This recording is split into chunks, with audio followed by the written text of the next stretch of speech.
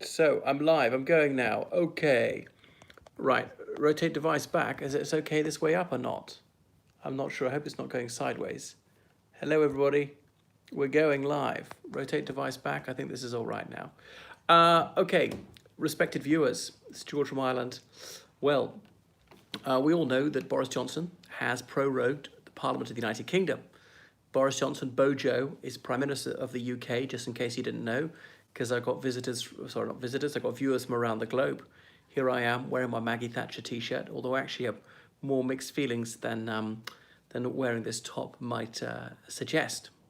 So don't infer from that I'm blinkered Thatcherite. So Parliament's been prorogued. Well, what's that in plain English? That's to say that Boris Johnson is shutting Parliament temporarily. Now, it's shut a couple of times a year because they just go on parliamentary recesses in holidays. So this is August. They would still be on holiday or on vacation if you're American. Coming back early in September.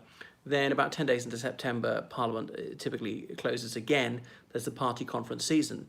The three major political parties, the Conservatives, the Labour Party, the Liberal Democrats, all have their conferences, typically some seaside town, Brighton, Blackpool, other places.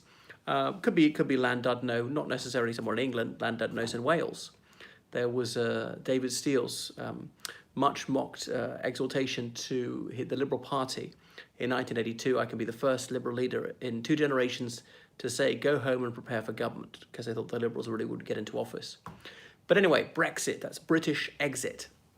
It's a portmanteau, those 2 words, as in the United Kingdom departing the European Union pursuant to the 2016 referendum. That June, by 52%, the people of the United Kingdom voted to leave. Now, in England, 53% voted to leave. In Wales, about 52%. In Scotland, only 38% of people voted to leave. And in Northern Ireland, about 44% of people voted to leave. So in a country of almost 70 million people, you wouldn't expect the very same percentage throughout the United Kingdom to be favouring doing this. So Bojo, he had Jacob Rees-Mogg, one of his cabinet ministers, fly up to Aberdeenshire and go to Balmoral, that's the Queen's private estate, to request in person this prorogation of Parliament. And Her Britannic Majesty was graciously pleased to do so, because if you ever watched The Madness of King George, George III, he, how to put it, drolly says to his Prime Minister, Pitt the Younger, I agree with you on this, Mr. Pitt, I agree with you on everything, because the tradition has emerged that the monarch only acts on the advice of his or her ministers, as in effectively the ministers are calling the shots. But in a way that's good for the monarchy because it removes them from these contentious decisions. And a decision which is popular may prove to be unpopular. It's difficult to get through politics without being a little dishonest and all the rest of it. And some things are dreadfully unpopular at the outset. So this is a highly controversial move, and Bojo is doing it. Now, Boris Johnson, he is claiming that this prorogation is completely unrelated to Brexit, that he would have done it anyway. Now, that is hard to credit. Because he when he was campaigning to be leader of the Conservative Party back in July, and therefore Prime Minister, he said that he did not believe in these sort of arcane procedures, and he wasn't contemplating proroguing Parliament, which could be true. Maybe he wasn't proroguing this at this time. Now, Boris Johnson is not someone who deserves the benefit of the doubt. Alexander Boris de Pfeffel Johnson is someone I wouldn't trust as far as I could punch, and he's a very hefty chap. So I hold him in high regard in some wise. He is blessed with plenty of low cunning as well as bookish intelligence, and he is obviously ebullient. He's a barrel of laughs. He's bonhomous. He is a formidable political operator. So I think Remainers sense that he's capable and dangerous. They ought to be on their guard. So remember, the clock is running down on Brexit. Supposedly, the 31st of October is departure day. So there's 61 days left to go. And he said he is determined this is a do or die mission, and if it doesn't happen on time, it will be dying politically for Boris Johnson, because he's invested everything in this, and this is the way to go all out for it and be audacious right from the get-go. His prime ministership has started with some oomph, a definite sense of direction and a sense of mission, but obviously that's raised the stakes. It's a high-risk strategy. There was no point of being circumspect about it, Theresa May, for 3 years, tried to approach this with grandmother's footsteps, and her grandmotherly approach, that saw her unceremoniously defenestrated. You know, she was forced to resign. So Bojo set up this Parliament versus people dynamic. Now, most parliamentarians say no, because the will of Parliament must prevail, we must debate this. But Parliament has debated little else for 3 years, for goodness sake. Is this degrading democracy? I think it's not. All that's happening is he's bringing forward this parliamentary recess and making it a little bit longer than it usually would be. Parliament is losing something like 4 days of sitting in this time. What would Parliament do in those 4 days they haven't done in the previous 3 years, that they couldn't have done in the previous 3 years? Because Bojo says, we are hell-bent on leaving the European Union on schedule this time. No more delays. Remember, it's been delayed twice because all sorts of Remainers got together to vote to force the then Prime Minister, Theresa May, to postpone it a little bit, to ask the European Union for an extension. But even if the EU were asked for an extension, would they agree? Well, that's not guaranteed. I suspect they would agree, because I think every time we delay it, we're still getting money in the interim from the UK paying its membership dues, and it raises the chance that it might never happen. And obviously the European Union does not want the UK to live without a deal. That would cause economic dislocation for them as well. It wouldn't be as severe because, the European Union will be over 400 million people. The UK is not quite 70 million. And so, the European Union is bigger, can absorb more of an economic loss. Now, it's not to say there's going to be no commerce. Nobody in his right mind even pretends there'll be no trade whatsoever if there's leaving without an agreement, but there might be less. It'll be more difficult, be slower. What are they going to do about tariffs? So one of the ideas is to go to world trade rules. If the UK scraps tariffs on EU goods, then the EU is supposedly obliged to do the same. Now, I don't know of any examples that that's actually happened, but this is why we're hearing such sang-froid from the likes of Jacob Rees-Mogg, and his supporters are known as Jacobites, which is a play on the word Jacobite, as in people from who supported James II's descendants. Good afternoon from your most loyal subscriber. Hello there, Alan Gibbon. There's a shout going out to my most loyal subscriber. Or Jacob Rees-Mogg, his admirers have been dubbed Mogulomaniacs. That was invented by yours truly, faithful listeners. So anyway, people are saying this is a constitutional outrage. The former Conservative Prime Minister, Sir John Major, he's launched a legal challenge along with Gina Miller, the arch Euro fanatic. And in Scotland, some people have moved it. They initially tried to stop this. Was it lawful, seeking judicial review? A judge in Scotland threw it out because a judge in any part of the United Kingdom could do this. But if there was a clash in decision-making between different courts within the United Kingdom, you got the Supreme Court of the United Kingdom, which sits right opposite Parliament, right there on Parliament Square, in the former London, Greater London Hall, or whatever it's called. I can't remember what you'd call it, where London County Council used to meet in the 1880s. You can go in there, actually, for free as a tourist to see the Supreme Court. All right, so in the midst of all this, Frankie Boyle posted a tweet, which I suppose is intended to be wry, saying, people are decrying the supposed death of democracy in the United Kingdom. But remember, democracy in the UK goes all the way back to 1969, where Catholics in Northern Ireland got the vote.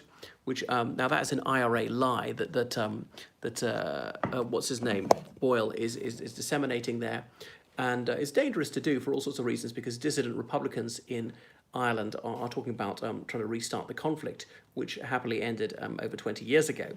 Now, in case you don't know, in an Irish context, a Republican is an ultranationalist, as in somebody who completely rejects any political connection to Great Britain and wants there to be a 32-county state, that's the whole of Ireland, from Antrim to Kerry, a unitary state, and as a republic, so no monarchy. It's not Republican in the American sense. They're very different, really. And mainstream Republicans, they accepted the Good Friday Agreement, really, that they're Sinn Féin, they're that political party. Sinn Féin are not Republican in the traditional sense anymore, because they've accepted membership of the UK, tacitly accepted it for over 20 years. And didn't even demand an immediate referendum on Northern Ireland leaving the UK and joining the Republic of Ireland. Moreover, if the European Union unites us, effectively they've accepted Ireland reuniting with Great Britain anyway. Furthermore, as so many laws come from Brussels and Strasbourg, the Republic of Ireland, we have many of the same laws as the UK does already. So whether Northern Ireland is in the UK or the Irish Republic wouldn't make a great deal of difference. That's why I think it's so ludicrous for there to be such a kerfuffle as to whether Catalonia remains part of the Kingdom of Spain or becomes a separate republic, because it's going to stay in the EU. That's what Catalan nationalists want. They're not really nationalists, they're European nationalists. Same as Sinn Féin, they're European nationalists. It's a respectable position, it's not one I share. Although I do sometimes ask myself, have I got this dead wrong? Should I be on the other side of the debate? So you ought to challenge your bedrock beliefs from time to time. It could be faintly embarrassing to do so, but one must strive to have the intellectual humility and be willing to admit it.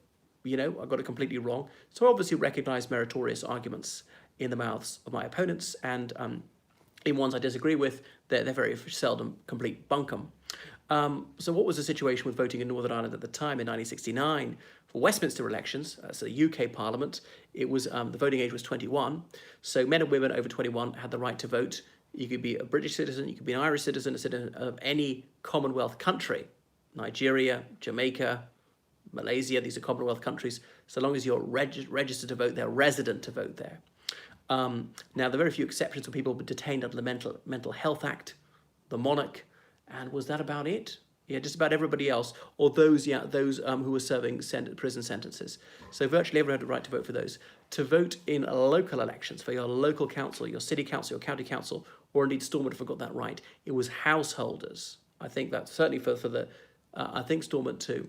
So householders over the age of 21, those who owned a house and the spouse thereof. Usually it was a man who owned the house, so usually meant wife.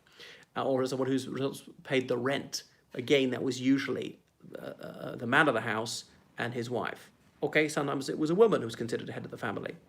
And that was that. So if you were over 21 but were a lodger, as in not renting the whole flat, the whole house, then you didn't have the right to vote.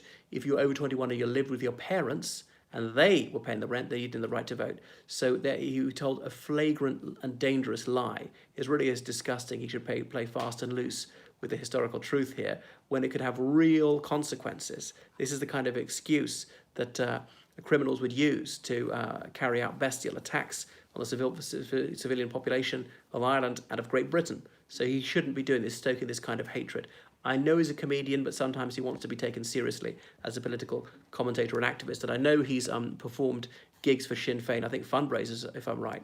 So there he is. He's a very droll man, and I greatly appreciate his mirth, but he shouldn't do things like this, which do a great deal of harm. So I want to talk about the origins of democracy in the United Kingdom, how it's evolved, and some of the dynamic about popular will and how that compares with, contrasts with, overlaps with the will of Parliament. So democracy, well, we'll go back to the etymology of it. Anybody worth his salt knows that it comes from demos kratos, as in people power, or people rule in ancient Greek. But the Athenian idea of it was really unrecognizable from our idea of it, and it was in person. People had to go along to their assembly and vote and debate these things in person. That's why oratory was so valued. Obviously, they had no newspapers, no media. And Attica, that's the state of Athens, was so small. I mean, was it 28 miles from Marathon to Athens, that people could be there. Well, it'd be a long day's walk, and do these things in person. Women were excluded from political rights. You had to be a citizen. Now, your family could have been in Athens for a few generations and still not be citizens, and slaves were excluded from the right to vote. So very different from what we consider like that. And obviously, they were a highly literate society. We just don't have that much information about other societies. But so far as we know, it's the first place where the majority of men could be involved in politics, but also directly involved, not just electing representatives. Sometimes every citizen having the right to turn up in person and do it. But the fascinating thing is how they filled a lot of offices by random, just by lot. Just had to take turns. Even if you didn't really want to do this job, you had to be a public official. So that was that accident of, well, not birth, but pulling out the short straw, perhaps. And in ancient India, some places had some forms of democracy, panchayat, as in a village. And these things were localized, but that rapidly broke down.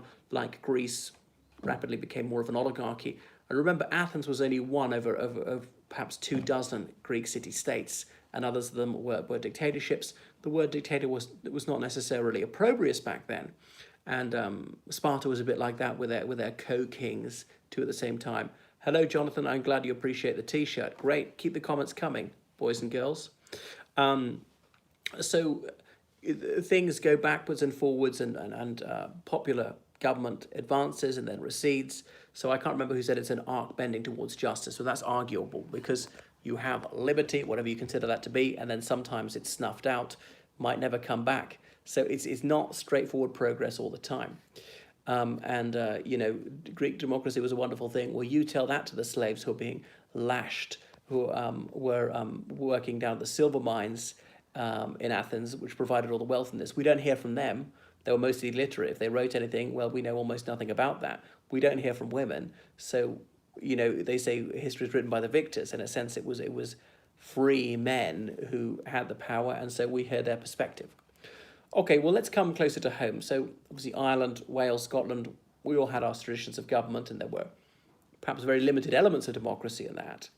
But we go to England, which is the core of the United Kingdom, where about 85% of the population of the UK lives. So we'll look at the Anglo-Saxons. The Anglo-Saxons were in England from the beginning of the 5th century AD, and they really dominated, I suppose, till the 11th century AD, with some Danish and Viking invasions. But the Anglo-Saxons had their own system of parliamentary government on a very local level. Notice I say parliamentary, not democracy. It might be inapposite in this case. They had hundreds. 100 was a unit of roughly 100 families. A family, I suppose, meaning the nuclear family. So, I mean, how many individuals would be part of 100? Be 500 people, 1,000 people, something like that. Bearing in mind the couple tended to have several children, though many children died in infancy. And so every month or so they would meet. There'd be 100 man, and the 100 man was in charge of the 100. He had to be able to read and write. And indeed, sometimes you hear areas of land called 100, like in Oxford. There's a sign on the street, "Here endeth Northgate 100," an area of the city with approximately 100 families. And then the 100 moot was the meeting of the heads of 100 families. And there'd be the Shire moot. Shire is a county. England's roughly 48 counties. Now, about half the counties of England end in shire, but it's often pronounced shire, like Leicestershire, Yorkshire, Cambridgeshire, Lancashire. I shan't go through all of them. Some of them don't end in shire, like Westmoreland, Lonsdale, Cornwall, Somerset, and so forth. So there'd be a Shire Reeve in charge of law and order there. Shire Reeve, of course, was then bastardized into sheriff. And then every so often, the king, usually at Westminster, near London, would call the Witnagemot, as in the wise meeting. And that's why I say it's a moot point. We moot if you're preparing to be a lawyer, as in you debate issues, you have a mock trial. And so there'd be leaders of church and state. So the ecclesiastical class, or the clergy, would be represented by the two archbishops, York and Canterbury, a few of the other bishops, perhaps some abbots in charge of monasteries, occasionally even abbesses, women in charge of convents with monks. But there are only about 10 earls. So an earl was a very high up nobleman. So that was at some thanes. Thanes were minor landowners. Okay, seeing who owned a hide. A hide was an area of land large enough to support a family. Now, how large is that? Depends how fertile it is. Are we talking about arable crops, or talking about sheep farming? So it could be just 1 hectare, could be many hectares. But if you owned 4 hides, supposedly you could go up to be a thane. I'm not sure how they policed that. So that was early parliamentary government, but it was not democracy, because they didn't vote as such. So that's the crucial thing, is to say until the late 19th century, you mustn't talk about democracy in the British Isles, because it didn't exist. Likewise in the United States, saying, oh, we had democracy, the American Revolution. Really, that's nonsense. There was only democracy even amongst white men from perhaps the 1830s. I mean, democracy in a real sense amongst men of all races, arguably not even to the 1960s. Amongst women, amongst white women, certainly probably from 1919. Okay, so the Normans came along and they didn't want this nonsense with the Witnagemot. There was a tradition that people could only be taxed with the agreement of Parliament. Tradition, is that law or not? Again, it's a moot point. There's an example of it. So sometimes it met, sometimes it did not, and the kings often took an oath to preserve the liberties of the people, like William the Conqueror did that. That was largely held in abeyance. So they were taking these oaths with their fingers crossed. Well, metaphorically, their fingers crossed.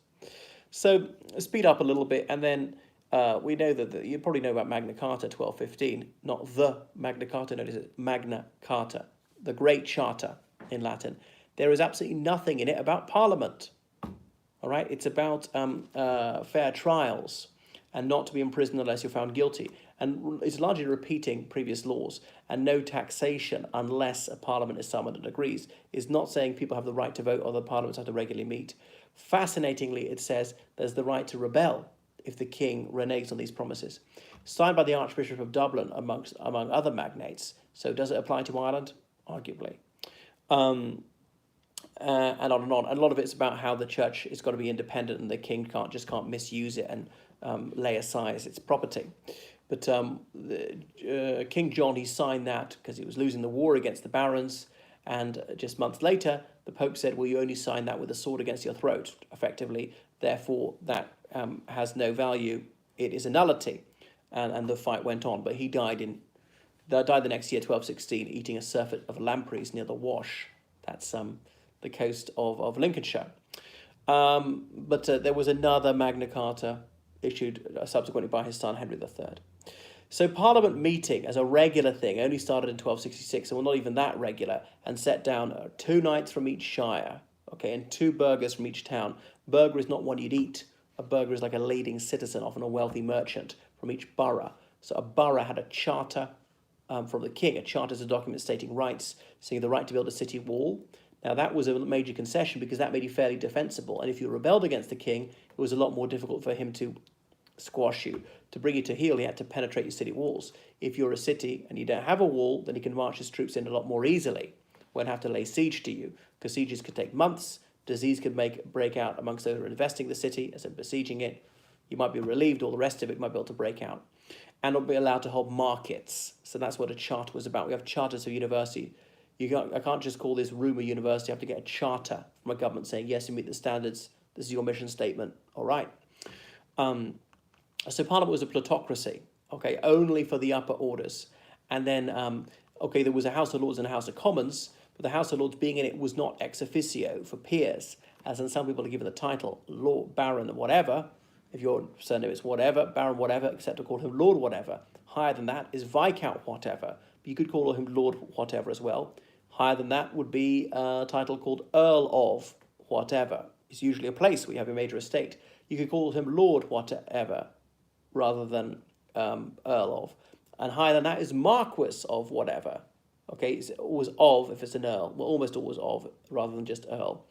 And if it's Marquis, it's always a Marquis of whatever. More like wherever, I should say, because it's of a place where you own most of your land. Because there were major landowners. The way to be rich was owning huge amounts of farmland. Remember in those days, 9 out of 10 people were farmers. So they didn't get this automatic right, peers, those with the title Lord, or indeed Duke, to do this. So Duke was the highest noble rank. And remember, members of the royal family, prince and a princess, they often have additional titles, like take Prince Charles. He's also the Duke of Rothesay. He's also the Duke of Cornwall. He's also the Earl of Carrick. He's also the Lord of the Isles. He has several titles. Prince Andrew, his next brother down, he's also the Duke of York, has got a few other titles. So a Duke is the highest noble rank, and indeed some members of the royal family also have the title Duke. The wife of a Duke is a Duchess. I shan't go through the entire table of ranks. But eventually these seats for peers, those who have the title Lord or Duke, they became hereditary, father to son, they became automatic. And indeed there were a few women in Parliament in those days because it was representing the clergy as well as the laity. The laity is everybody who's not a clergyman or a religious. So he's not a priest, monk, or nun. I'm a layman because I'm not a priest or a monk. And so because the church owned a third of the land in the country, there were abbots and abbesses who controlled huge areas of farmland, and they were vitally important. So some of them were there, including women. They weren't elected, though. And indeed, some women had the right to vote because the legislation said the best men shall choose from amongst you some representatives. Didn't specifically say how and who are the best men. So different constituencies, different shires, that's counties, and different boroughs, that's towns, evolve their own traditions. Whoever owns number 12 High Street gets the right to vote, nobody else. Or whoever is elected to the town council will elect the MPs, not the ordinary people, or things like that. Or whoever owns property worth over £10 in rental value per year, £10 being a huge sum. So different constituencies had different rules about this. So, and a borough might be very, very small. It might only have a dozen people in it. Some boroughs became actually big, had tens of thousands of people in it. But if you were made a borough in the 13th century, by the 19th century, you were still a borough, even if your population was 20 people, something ridiculous. But if you were a village in a county in the 14th century, in the 19th century, you grew into a big city like Manchester, you hadn't been made a borough, you were just part of Lancashire, the county's Lancashire. You got to vote because you're part of Lancashire. Manchester as such didn't get to elect MPs, only as part of Lancashire. So this was ridiculous. It didn't reflect the way the population had changed and moved around. Some places had grown enormously, some people had shrunk away. Anyway, so various struggles for parliamentary government. You know, Parliament's not sitting, liberty not sitting, so James I said. Elizabeth I, he'd gone years without Parliament. Henry VIII had gone some years without Parliament, and they only summoned Parliament at the beginning of a reign to vote various revenues for them, various impositions, as in taxes on important things, royal monopolies to be sold off, and the Parliament would say, we want all this legislation agreed to.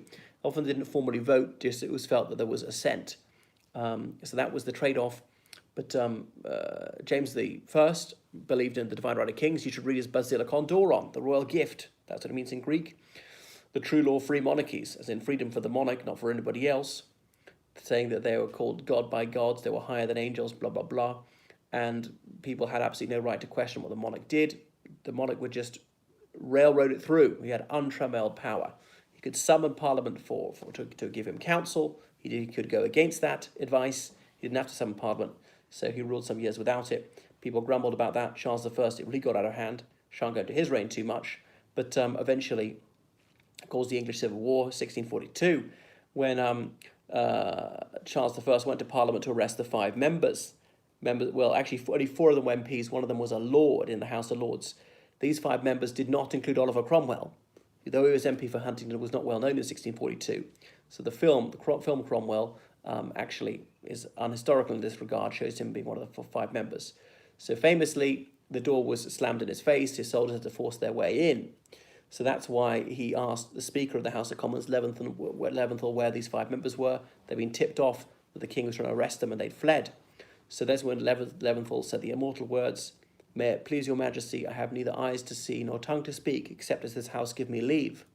So leave meaning permission. And Jacob Rees-Mogg quoted that just the other day. And people say that Sir John Bercow shouldn't wade into this whole row of prorogation, and I heartily concur. Now, he might think that the prorogation is terrible. Well, he does, but he shouldn't say so. If he thought it was splendid, he shouldn't say so either. He must maintain the strictest neutrality. Now, that's a tradition which has emerged over centuries. Sir Michael Martin, the previous Speaker of the House of Commons, he opened his mouth about some controversial asylum issue, and people said, no, that's really not on, because you've undermined the confidence of the House and your impartiality. You must not only be fair-minded in your dealings, you must also appear to be fair-minded, like Lord Hewitt's dictum. Justice must not only be done, it must indubitably and manifestly be seen to be done, the appearance of even-handedness as well as the actual presence of even-handedness. So the English Civil War kicked off in 1642 when Charles I raised the royal standard at Nottingham, asked all loyal men to come and rally to his banner. But this helped to establish the independence of Parliament. I shan't go through the whole thing, the various other issues at play, such as religious policy. But that's why when there's a state opening of Parliament every November, Black Rod, representing the Queen, this man distinguished in blood and arms, he's a former military officer, in his black suit with his tights and his big stick, goes up to the House of Commons and the door is shut in his face, and then he knocks thrice with his black rod and it's open to him to demonstrate that the Parliament has the right to keep the Queen's officials out. So that was that. And that's why they're very suspicious of a standing army without the consent of our Parliament at peacetime, lest it be used to bulldoze Parliament.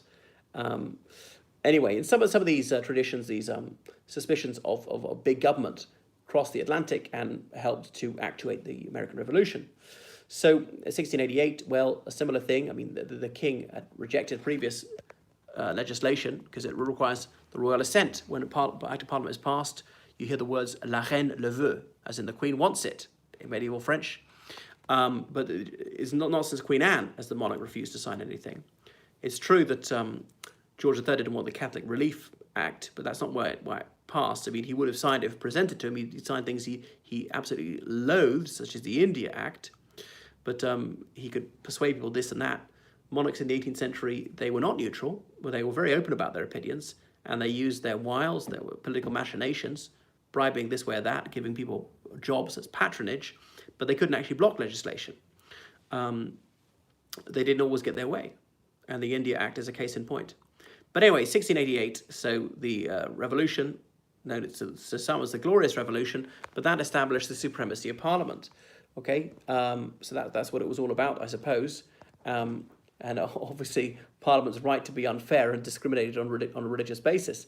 James II was quite fair to people of different religious denominations, but only whilst he had to, because he'd signed this clandestine Treaty of Dover with Louis XIV, King of France, to say he'll bring back Roman Catholicism as the state religion as soon as the security of his throne allowed, which clearly entailed persecuting the Protestant majority. Going to be a very, very tall order. Anyway, he didn't even get to try it.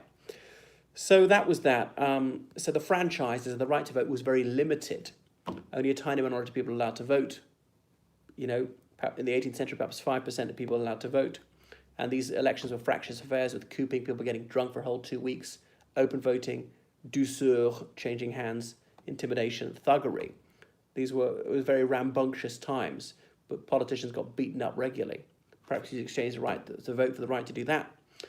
There's a famous cartoon from the 1790s called The Darlings of Democracy, and it shows Charles James Fox dressed up as a Jacobin, this Whig radical politician, as a French revolutionary, trying to show you holding severed heads. They try to associate it with violence. Obviously, the United Kingdom was a plutocracy, was violent too against radicals. So democracy was a boo word, and it just was forgotten in English. Well, it just wasn't an English word, it was a Greek word. Only in the 1790s did it come into the English language or the French language. Fascinatingly, when the French landed in Ireland in 1798, they said they wanted to help to create a democratic republic, which was a really new idea. Most people would have no idea what democracy was. As in the right to vote for every man. Very few people thought that women should have the right to vote, though the Vindication of the Rights of Women came out at that time, that book by Mary Wollstonecraft. Anyhow, so into the 19th century, it's a fact that the Britons like to overlook that in the Napoleonic Wars, the United Kingdom was mostly propping up despotic regimes, absolute monarchies, not parliamentary government. I know Napoleon was a dictator, but he was no worse. Sorry, he was no better. Well, he's no worse than his enemies, who were mostly dictators too. So these French revolutionary ideas became fairly popular in the United Kingdom. People wanted major reform. So, won't tell you everything, but the UK was in a pre-revolutionary state through most of the 1820s, partly the desire for Catholic emancipation. The Catholic majority in Ireland were discriminated against by law, wanted that over. Finally, it was 1829. But 1832 was the Great Reform Act, properly called the Representation of the People Act. You got to say which one you mean, because there have been several Representation of the People's Acts. Okay, so Earl Grey, Whig peer, he got that passed. They often called him Lord Grey of the Reform Bill. So that was that, extending the right to vote to only about 7% of men, even taking away from certain men in constituencies which had a fairly extensive franchise. So there was just enough privilege to just enough people to forfend revolution. So that was that. And hilariously, Dunwich had been represented. They also reorganised the constituencies. Dunwich was off the coast of East Anglia, and by coastal erosion, some of it was underwater. But these properties, where you had the title deed there if you had the right to vote, because this property gave you the right to vote. So they changed it, and there was Old Sarum where nobody actually lived, but the people who owned the properties, they were allowed to vote. It was preposterous. Clontofa in Ireland, there was a borough with one resident who elected 2 MPs. It was ludicrous. It was a completely unrepresentative system. So through the 19th century, in 1866, another Reform Act extending the right to vote to about 20% of the people, 20% of men, I should say. There was the 1886 one extending the right to vote to something like 60% of men. So the Whigs did the first one, the Liberals did the second, and then the Conservatives did the last one. And having rejected a liberal reform just beforehand. So it was really the depth of cynicism. Lord Randolph Churchill was very involved in this and then started trumpeting Tory democracy. The Tories had spat blood at the very word democracy not so many years before. Asked what Tory democracy was, Lord Randolph Churchill said opportunism, mostly. Well, the word mostly is an exaggeration. So he's the father of Sir Winston Churchill. Now, in the 1840s, there had been a mass movement for major reform. They're called the Chartists, as they had a People's Charter. several points. They wanted the manhood suffrage as the right to vote for every man at the age of 21. They didn't actually adopt women's suffrage as a goal, though some of them believed in that. Parliament to be elected every year, because the parliamentary term was 7 years back then. In fact, Parliament seldom lasted 7 years before an election. Equal constituencies, because some constituencies had a much larger population than others, so it was rather unrepresentative. Salaries for MPs and so forth. Secret ballot. There was open voting till 1882, so people could pay you to vote this way or that, or indeed give you a beating or sack you, or indeed evict you if you voted the wrong way. Anyway, so even after the 1880s, we had multiple votes for some people. If you owned more than one property, certainly the local elections, or if you had a degree, there were universities, because they've been ecclesiastical institutions, were semi-independent of the locality. And so they elected MPs, 2 for Oxford University, 2 for Cambridge, 2 for the London universities, 2 for the Scottish universities combined. There were only 4 at the time: Edinburgh, Glasgow, St Andrews, Aberdeen, all together. And then there were more English universities besides Oxford and Cambridge who got 2 MPs each, and blah, blah, blah. So one person could have up to 3 votes. But anyway, there were business votes, even owning business properties, not just residences. And that situation pertained until 1948 in Great Britain and 1968 in Northern Ireland. Only about 2% of people had an additional vote, by the way. What else? 1918, another Representation of People Act, that women get the right to vote. Another thing is to see how the monarchy has evolved in all this. We've now got a constitutional monarchy. There's meant to be the dignified crown. It was the personal crown beforehand. When the monarch, he or she, got what they wanted, even in the 19th century, they dabbled a little bit. You know, whether Queen Victoria liked these Whig ladies in the bedchamber or not, and even Edward the Seventh, when he was Prince of Wales, going to the House of Lords and sitting on various committees, trying to deal with non-controversial matters. And most legislation is not contentious.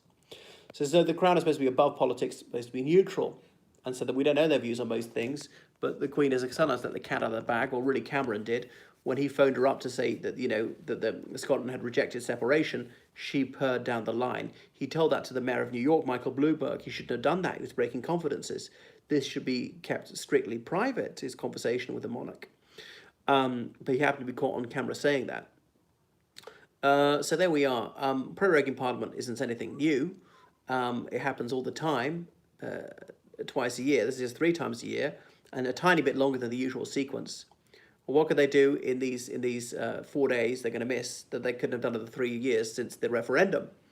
And they want to prevent leaving without an agreement with the European Union. They're mostly Brexiteers who are saying, stop this no-deal exit. Well, these same people, they thrice rejected a deal. We could have left without, we could have avoided no deal. We could have left with an agreement. So obviously the subtext of this is they're trying to prevent the United Kingdom leaving the EU altogether. That's their hidden agenda. Well, I mean, I don't respect that view because it was passed by a referendum. Nobody said before the referendum they wouldn't accept the outcome. If they'd won by a single vote, they would say, no, the matter is settled for all time. We can never, ever revisit it. That was the idea after the 1975 referendum on the European Economic Community. So Leavers had to move a mountain to even get this thing held. I didn't believe that David Cameron would honour his election pledge in 2015 to hold a referendum on EU membership. But he did, because he broke a similar pledge to hold a referendum on the Treaty of Lisbon, because he's obviously a slimy shit and utterly mendacious, like so many of them, complete charlatan, can't trust him an inch, and will just say anything to get elected. And as soon as this promise becomes inconvenient, they will shamelessly break it. So they really have no honour. So no wonder people don't trust politicians. So it's got to be done. A lot of people will be irate if it doesn't happen. And people say there's going to be economic meltdown. That's obviously preposterous. There'll probably be some economic difficulties. But come on, don't ever egg the pudding. We were told there was going to be an absolute cataclysm, even voting to leave, not even actually leaving. And yeah, the pound's gone down a bit, but that's not a disaster. In some ways, it's a good thing, actually. And I'm someone who often earns pounds, spends other currencies. So that actually can bring in more tourists and makes exports cheaper. Bojo can say, well, the people, they want Brexit. Parliament's trying to prevent it. Let's have another election and sweep them away. But the trouble is, the Conservative Party has failed to deliver Brexit for over 3 years. And they were re-elected in 2017 just partly to give them a mandate to do so, and they've fumbled their hand. So Bojo has the right to do this. Pitt the Younger, he twice prorogued Parliament. Clement Attlee, the Labour the Labour Prime Minister, he prorogued Parliament in 1948 because he couldn't get some difficult legislation through. So there are precedents for this. Democracy didn't die when that happened. You don't hear people excoriating Attlee as a dictator for doing that. It really is ridiculous. It is the most preposterous hyperbole to say that this is the end of democracy. Okay, Parliament is going to miss out on 4 days of sitting. There we were. Now, if there was some legislation I wanted to prevent, I suppose I wouldn't really like it. If the other side closed Parliament for 4 days for this purpose anyway. One thing I thought about is Boris Johnson, he's using Crown prerogatives because the Queen is acting on his behalf. Could he not do this, for example, to say, we're leaving now, or we have left, that's it? He doesn't have to wait to that deadline, I don't think, because the Remainers, they're saying to pass a resolution to prevent him leaving, make it illegal to leave without an agreement, or to ask for another extension, or whatever, a parliamentary coup to vote him out, a motion of no confidence, bring him down. For the motion of no confidence is quite a complex procedure, but in about a fortnight, bring him down, install an interim Prime Minister, Jeremy Corbyn, or someone else, and call an immediate general election, blah, blah, blah. But the other thing is Bojo, if he's to call an election to try and close Parliament and then bring it out beyond 31st of October, whatever the outcome of the election, it will have happened. Brexit will have happened. But the Parliament's closed for up to 6 weeks at a general election, can be less. So it would be too early to do it because, we've got about 7 weeks to go. So I just tried to trace the history of democracy in the United Kingdom and how it's evolved and the role of the Speaker and the monarch. So parliamentary democracy is a rather new thing. Certainly a modern understanding of, arguing from the 1920s. Well, 1918, women get the vote for parliamentary elections if they're over 30, men at 21. 1928, women and men have the right to vote at the same age. Adults beginning at the age of 21 was then brought down in 1969. In Scotland, they have the right to vote at 16. But I think that's only for votes within Scotland, not for the whole UK, not for Westminster. I could be wrong about that. And interestingly, in the United Kingdom, you don't need to be a British citizen to be elected to Parliament. A Commonwealth citizen or from the Republic of Ireland. Now, they could have really screwed over Sinn Féin and the SDLB, say they had to be a British citizen to be elected. And I approve of that. And you don't have to be British to be elected. I think that's good, actually, because I value the Commonwealth. EU citizens, so long as obviously resident in the UK, have the right to vote in certain elections, but not others. I don't quite remember what. They didn't have the right to vote in the referendum, and some people said they ought to have done, which is why they don't accept the result. So that's it a little bit. I mean, really, democracy is not in danger here. And Bojo has blatantly done it to try and make Brexit more likely to happen. And there he is telling Porky Pies these brazen lies, claiming that it's completely unrelated to Brexit, when blatantly it is related to Brexit. Now, I know it's been a fairly long parliamentary session, but there was no particular reason to hold this prorogation now. It's only the last couple of weeks that rumour came out that they were even mulling it over. And now, well, they've not just contemplated it, they've done it. And so there are emergency injunctions to try and halt it. So far, not getting anywhere, but that beak on the bench in Scotland is going to hear the case again on Tuesday. So it's fascinating what's going to happen. Will Bojo be brought down by a motion of no confidence before the 31st of October? I give it a 40% chance. That's all.